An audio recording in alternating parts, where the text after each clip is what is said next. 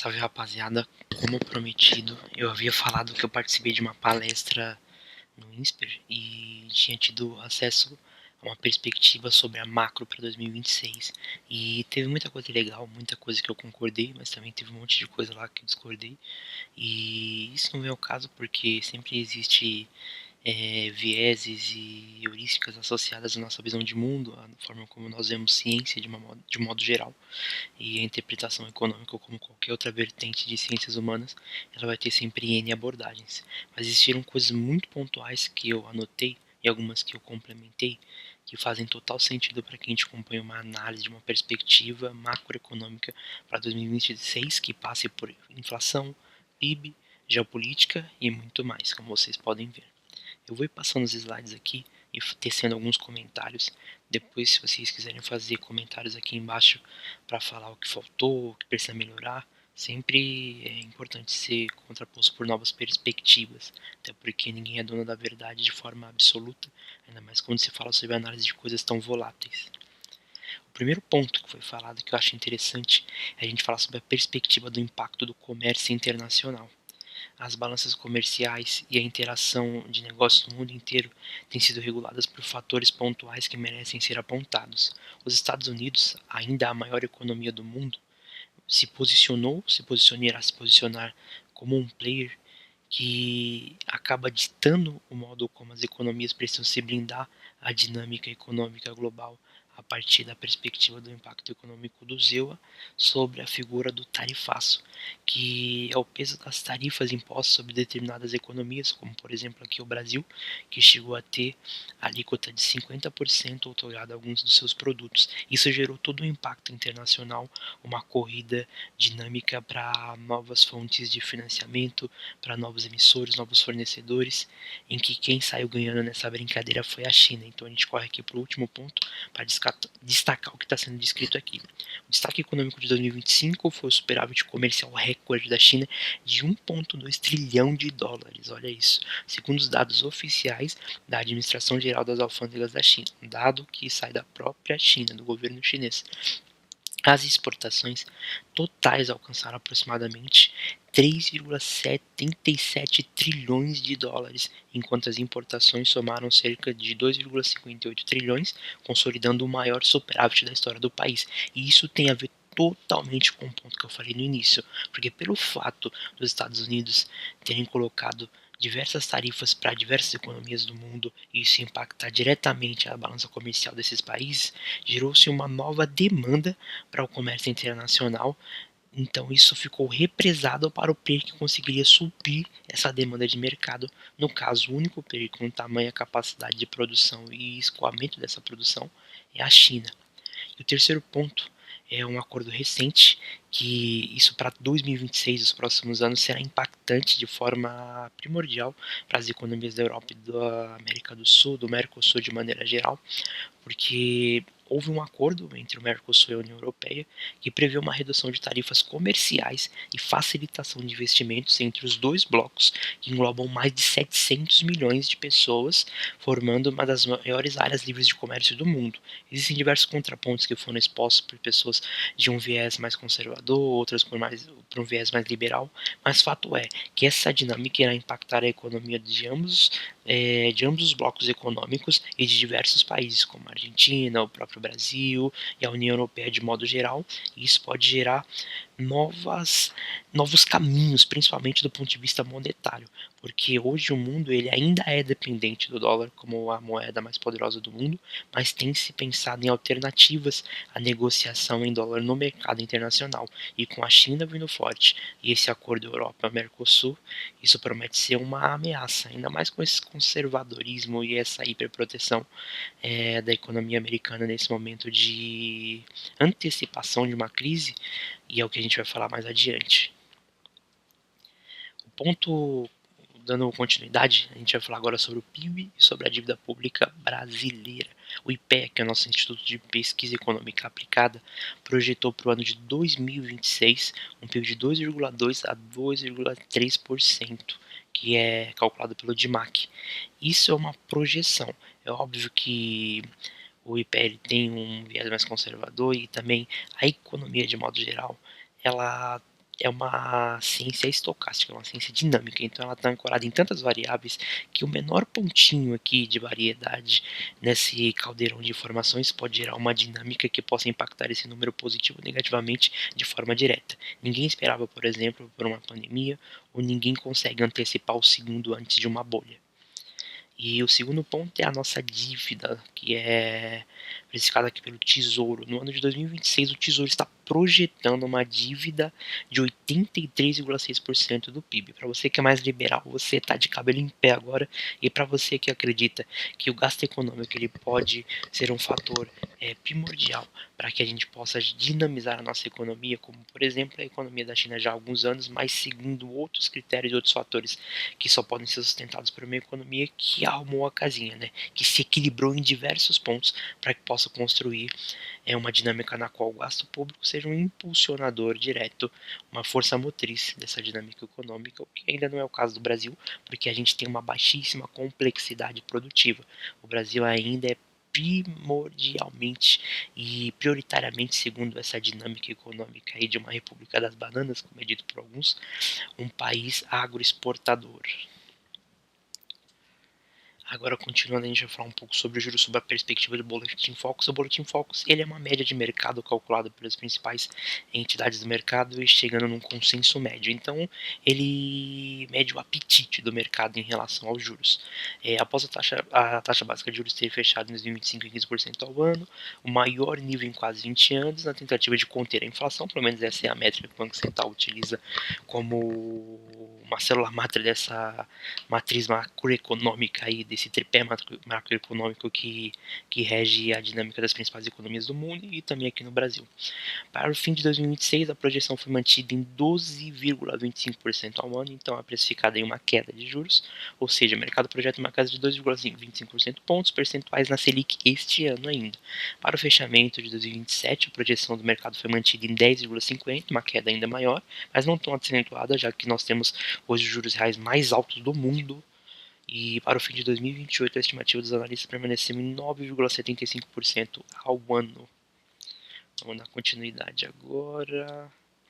Vamos falar sobre mercados financeiros de modo geral. Tem só um ponto que eu anotei aqui já para não me esquecer, que o crescimento dos mercados emergentes e das economias em desenvolvimento desacelerará para 4% em 2026, em comparação com 4,2% em 2025, tendo aumentos de 0,2 e 0,3 em relação às previsões de junho, respectivamente, que são dados que são computados aqui pelo Banco Mundial. Para o Brasil, a expectativa do Banco Mundial é de uma expansão de 2% em 2026, uma expansão conservadora, uma expansão pequena, já que ele projeta aí algumas coisas no cenário geopolítico internacional que a gente ainda vai falar aqui. Um crescimento de 2,3% em 2025, de 0,2, 0,1 em relação a junho, que são expectativas voláteis, eles estão sempre recalculando essas métricas, então é importante estar acompanhando esses indicadores, tá bom? Como eu falei, a economia não é uma foto, ela é um filme, ela está em movimento. E aqui eu criei um infográfico para falar sobre um assunto importantíssimo com essa virada geopolítica da invasão do Trump à Venezuela. Vai haver toda uma nova dinâmica para precificar a principal commodity do mundo, que é o petróleo. E também tem um fator intrínseco do mercado que já estava sendo ancorado na análise de diversos analistas pelo mundo. A procura global de petróleo deverá aumentar cerca de 860 mil barris por dia em 2026, segundo os dados da IEA. E agora, todo mundo que acompanhou minimamente o mercado viu que o ouro explodiu em 2025. Isso se deve a essa precificação de uma crise no horizonte. Ninguém sabe quando, ninguém sabe onde, mas sabe que tem algo acontecendo. E o consenso de mercado compilado pela Bloomberg aponta para um preço de 4.403 dólares por onça no fim de 2026, em um cenário de alívio das tensões geopolíticas e maior estabilidade fiscal, o que a maioria acredita que não vai acontecer, inclusive eu. Especialmente no ZEUA, o ouro pode passar por uma correção e voltar para perto de 4 mil dólares por onça. É difícil, mas nada é impossível nesses cenários em que houver uma estabilidade fiscal, já que o fiscal tem se deteriorado no mundo inteiro, e isso é um fator assim que tira o cabelo de todo economista liberal pelo mundo, e também,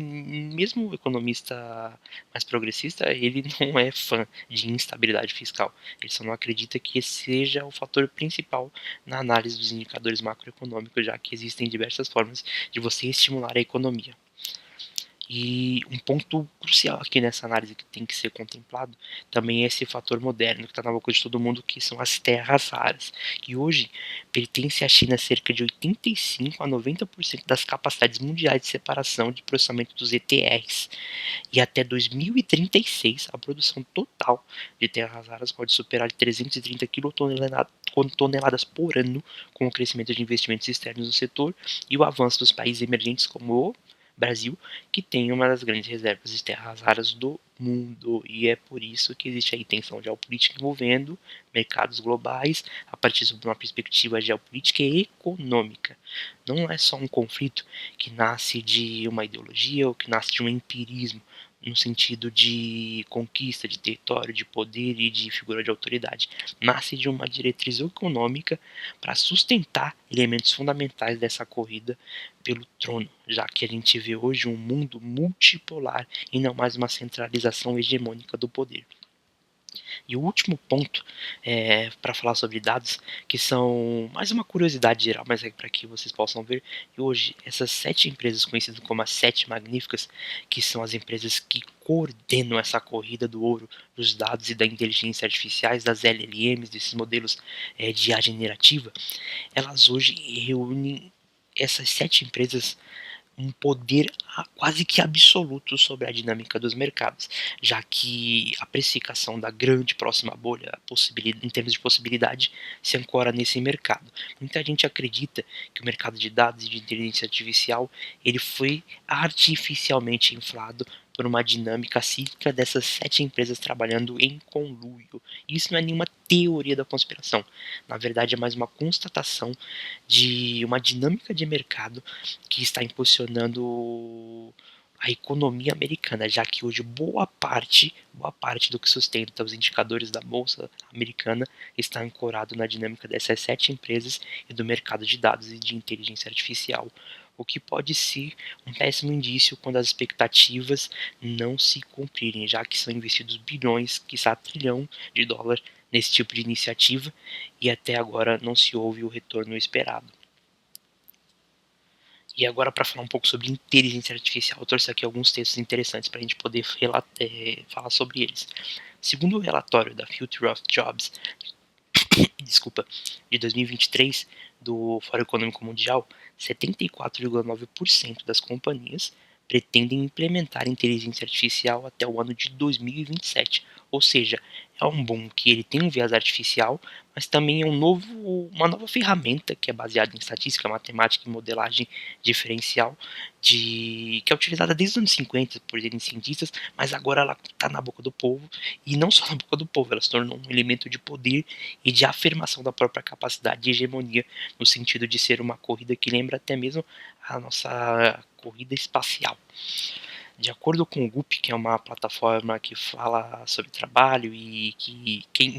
já se candidatou a algum emprego conhece, 52% das organizações brasileiras já utilizam alguma solução de inteligência artificial em triagem de documentos, informações, atendimento ou análise de dados. Ou seja, aquilo que a gente precifica como uso, ela ainda não está incorporada de forma direta em todas as áreas possíveis, mas já existem indicadores que medem que boa parte das atividades laborais já são auxiliadas por algum tipo de inteligência artificial, seja o ChatGPT, seja o Copilot, seja qualquer outra ferramenta, sejam ferramentas de vídeo, sejam ferramentas que auxiliam programadores a acelerarem o processo de criação de código.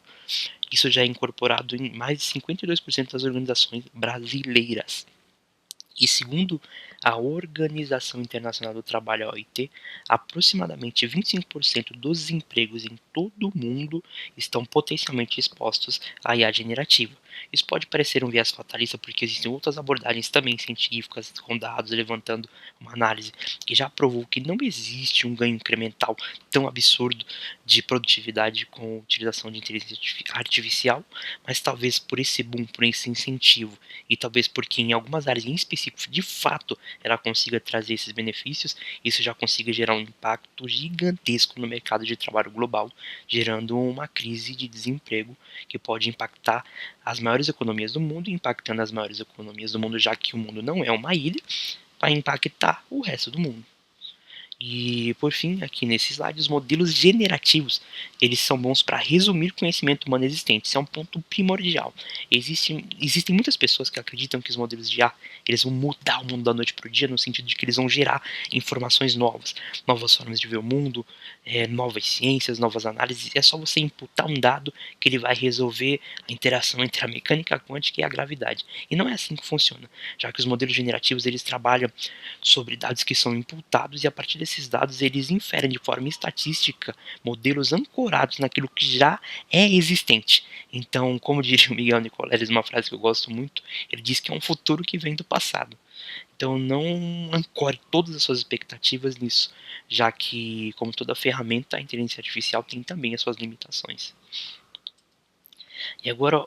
um dos pontos finais para falar sobre geopolítica, não tem como a gente falar sobre macroeconomia, ainda mais no mundo contemporâneo, nos dias de hoje, no momento atual do mundo, sem falar sobre esses dois conflitos que regem a ansiedade e as expectativas de um mundo que a gente não esperava ver depois de décadas de guerra. A Operação Americana invadiu a Venezuela e capturou Nicolás Maduro, isso todo mundo meio que já sabe, essa altura do campeonato, no dia 13 de janeiro, após meses de cerco no Mar do Caribe e monitoramento do presidente venezuelano. E isso gerou toda uma crise geopolítica, já que gerou uma instabilidade jurídica e as economias do mundo começaram a se questionar se por vieses, recursos e ancoragem de narrativa sobre o pretexto correto o que pode acontecer, já que a intervenção direta ela é uma ferida grave nesse tecido social após a criação das Nações Unidas, já que existe um conselho global regido por diversas nações, inclusive os Estados Unidos, que devem determinar as diretrizes necessárias para uma eventual intervenção direta. E também falar sobre uma guerra que já perdurou por alguns anos. A guerra da Ucrânia já dura quase 4 anos. Quando a gente para pra pensar, o tempo voou, porque todo mundo acreditava que seria uma guerra de 10 dias, 15 dias, 30 dias, quiçá, e causou já um deslocamento, um verdadeiro êxodo contemporâneo, que é estimado em cerca de 7,7 milhões de refugiados ucranianos espalhados pela Europa e outros 7 milhões deslocados internamente. E o conflito geopolítico ele é um fator determinante para as expectativas e para a dinâmica econômica, porque ele é o fator final. Você não consegue ancorar a racionalidade num contexto de guerra. O estado de guerra, o esforço de guerra e esse findar das negociações ele gera uma instabilidade generalizada e um desequilíbrio sistêmico que culmina na ruptura do que a gente conhece como um sistema de equivalência, um sistema de relações, um sistema de troca, um sistema que funciona sobre um pretexto que seja de democracia e de fundamentalmente um acordo mútuo de cooperação internacional. Então, quando a gente vê no horizonte uma dinâmica geopolítica que impacta a economia, e ainda mais essa bolha da IA, que para quem tem os olhos atentos percebe que é questão de tempo para que haja essa desancoragem, quase que uma ruptura entre aquilo que se tem de expectativa e aquilo que é real em termos de ferramental e capacidade de impacto, a gente vai ver um choque sobre um ponto e sobre o outro que em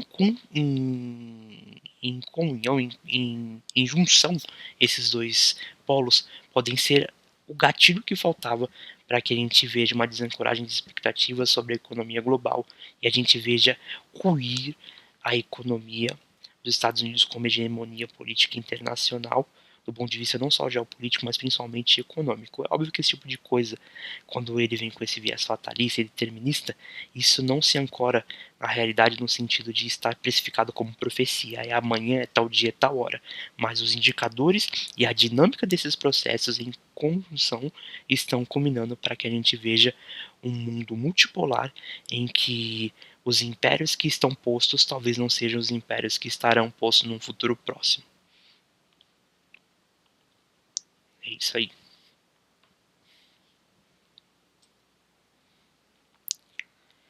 E um ponto importante para a gente poder falar aqui pensando em mundo e em Brasil é que as mudanças climáticas e a crise financeira e mercado de trabalho são fatores importantes nessa análise.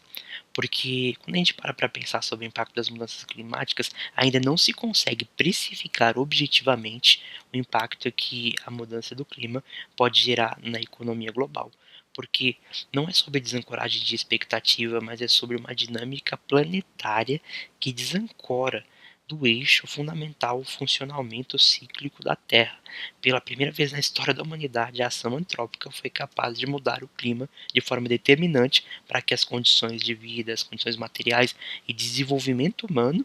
elas sejam afetadas drasticamente em todo o mundo. Então ainda não tem formas de a gente precificar esse tipo de impacto, mas sabe que isso já está precificado de certa forma nessa ancoragem de expectativa sobre o futuro, num sentido não de uma análise pessimista, mas de uma obviedade, de que se não houver uma mudança no tratamento para com essas mudanças, a gente vai sofrer no futuro próximo as sanções que não serão impostas por país, mas pela própria dinâmica da natureza. E a crise financeira e, e do mercado de trabalho, que é ancorado nessa possível crise que possa vir a acontecer, e nessa desvalorização do trabalho humano, do trabalho intelectual, do trabalho braçal, para a substituição das IAs, das máquinas, a gente começa a perceber que a gente está caminhando para um futuro no qual existe uma desvalorização global do papel do homem como figura central da atividade laboral. E isso tem um viés tanto político quanto ideológico, no sentido de que isso acaba combinando para determinadas narrativas que visam desvalorizar a figura do trabalhador. Isso já foi falado lá atrás para o nosso camaradinha Karl Marx, quando ele falava sobre o exército de reserva e a função da desocupação e do desalento numa sociedade capitalista. Mas isso é papo para outra hora. E o outro ponto também que é importante falar são as eleições de 2026. Eleições são sinônimo de volatilidade. E eleições sem candidatos definidos, sem uma precificação objetiva, sem oponentes sendo diretos sobre as suas posições do ponto de vista de macroeconomia, dinâmica social e a forma como eles vão lidar com essas intempéries que foram citadas aqui, a gente vê um cenário caótico no sentido eleitoral, ancoragem de expectativas sobre a bolsa de valores, mercados, indicadores e inflação. Não tem como a gente precificar o futuro de forma objetiva com um cenário tão instável. A única coisa que a gente pode fazer é se redear na medida do possível, é se proteger naquilo que nós temos controle e não agir de forma irracional mediante a incerteza que está posta nesse cenário, com N fatores, para que haja um desequilíbrio ainda esse ano no sentido macroeconômico. E agora sim, tentei encerrar já uma vez, mas agora o encerramento de verdade. Eu agradeço a quem me ouviu até aqui. É óbvio que toda análise ela tem um viés, eu tenho um viés, eu tenho uma abordagem, e existem diversos elementos de diferentes correntes que são expostos aqui de forma superficial, sucinta. Então, se você se interessou, vai atrás das correntes da abordagem, da análise dos dados, porque eles estão aí postos para todo mundo ter acesso a essas informações e chegarem às suas próprias conclusões sobre esse caldeirão de informações que envolvem política, geopolítica, macroeconomia e sistemas dinâmicos, que é todo esse caldeirão resumido sobre variáveis que nós não temos o controle, mas que nós, a partir de certas ponderações, conseguimos sentir o clima, o fluxo das coisas. É como se fosse uma previsão do tempo. A gente não tem certeza absoluta de que irá chover ou irá fazer sol, mas nós temos indícios para onde está indo o clima. É isso.